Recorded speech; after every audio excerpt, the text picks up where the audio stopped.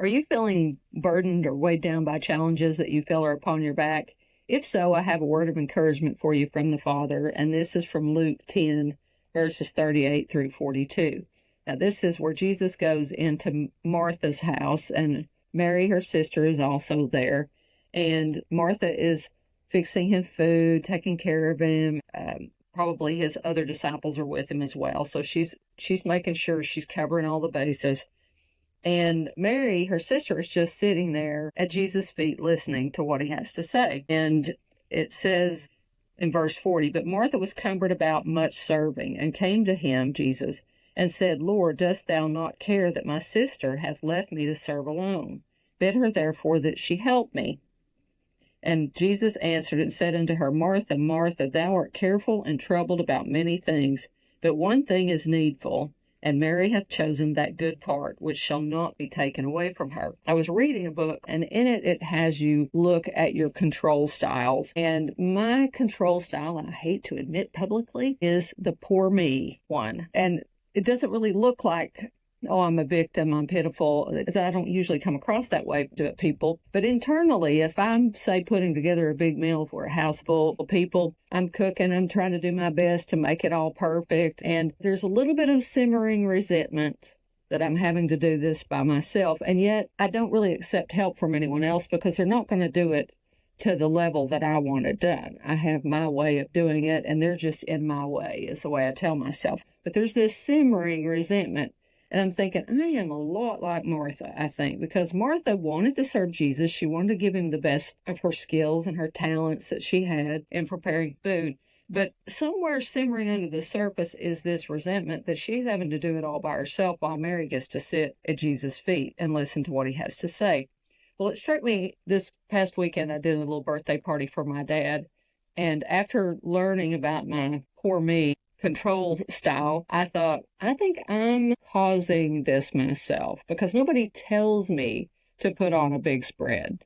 Nobody tells me that I have to cook all these different things to satisfy every different person's type of food that they like or whatever. I just do that. I'm coming at it and fit from a have to, I have to make this thing because this person's vegan, or I have to make it this way for this other person.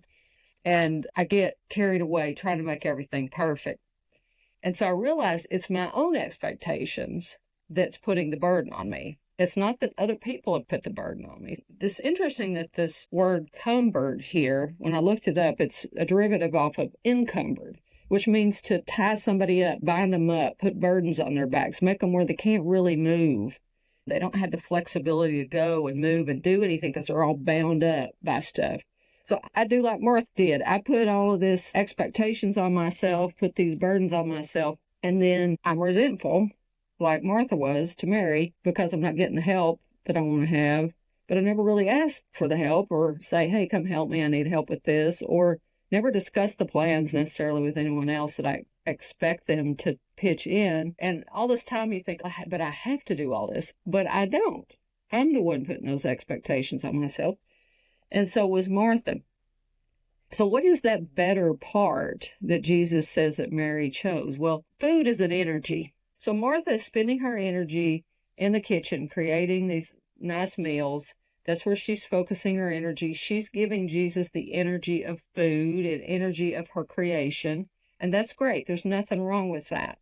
But it's like it's laced with an ingredient that's kind of foul tasting, which is this resentment, which makes somebody else feel guilty. You got to make other people feel guilty when you've laced your offering with resentment. So if you could do it in a way where you didn't have resentment about it, then that's fine. For me, I have realized that I need to go simple. So after learning about this style, I got to do a birthday party for my dad, and I decided to keep it simple. I made 3 pies. I used store-bought crusts and threw in canned pie filling. They taste good, but I put those in the oven Saturday night, and they were done. I didn't have to fool with it on Sunday. Somebody else offered to bring a cheesecake, and somebody else offered to bring a birthday cake, and I let them serve because they offered.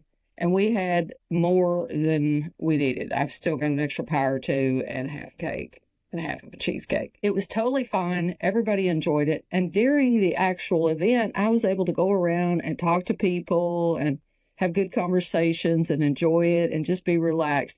And in the end, my husband said, "Hey, that was the best party you put together. You were just so relaxed about it, so chill." And he didn't know I had learned this thing about myself, but I thought, I want to try to start recognizing when I'm going to resentment about other people when it's me that has put the expectations on myself, just like Martha put her expectations on her and then blamed Mary for it. So the better part is the energy of love. And Mary gave Jesus her attention and she received his love and his truth. And she had this intellectual exchange with Jesus. And that's the better part. Just like by minimizing and simplifying my party, I was able to have good conversations with family that I don't see that often and to have a loving spirit. And it was peaceful and it was so much better than me driving myself crazy trying to put on some perfect event. So think about it. Where are you piling expectations on yourself? How are you binding yourself down with over expectations of perfection? Y'all take care and God bless.